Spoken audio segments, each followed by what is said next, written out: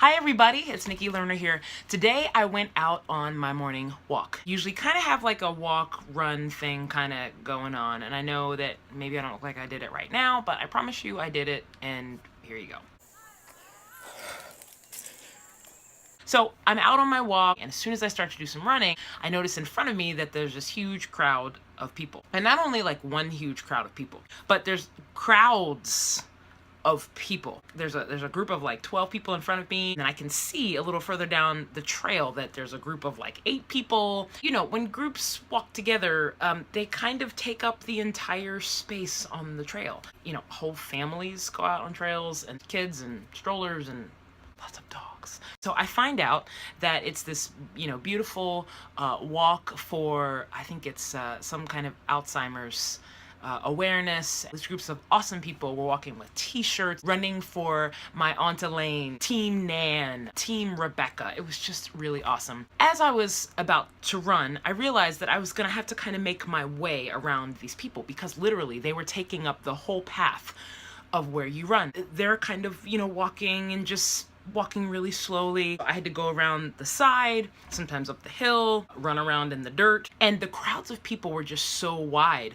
that there wasn't any space at that point even to run on the grass or on the side. There was a small number of us actually who were not a part of this group walking for Alzheimer's relief. So it actually gave me a really good picture of how to explain what it's like when you are a part of dominant culture. As some of you know, I'm a diversity trainer. This is a really good way, I thought today, to explain this. Every time that I rolled up on a pack of this dominant culture, the dominant culture being these people walking for this awesome cause, I had to basically say, hey, on your left. Hey, on your left, to let people know that I was coming through, because I was in this space too, and I wanted to do what I needed to do, even though it was different than what this large group pack was doing.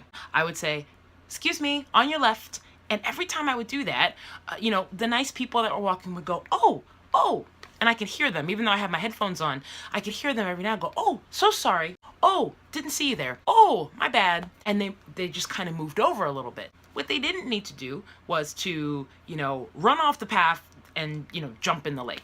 Cuss me out because I just said, hey, can you make some room for me?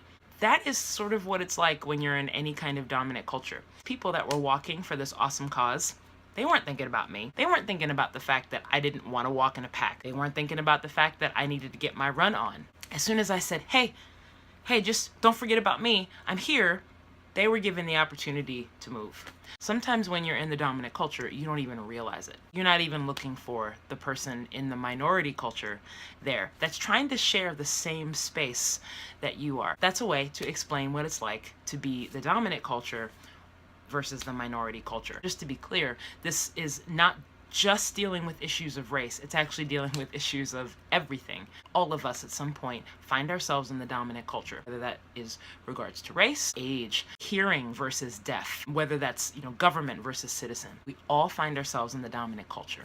If, when you find yourself in the dominant culture, you can remember to just be aware of the people that are trying to share the same amount of space with you, and just move over a little bit so that they can be included, that will help you as you're trying to stay connected to people.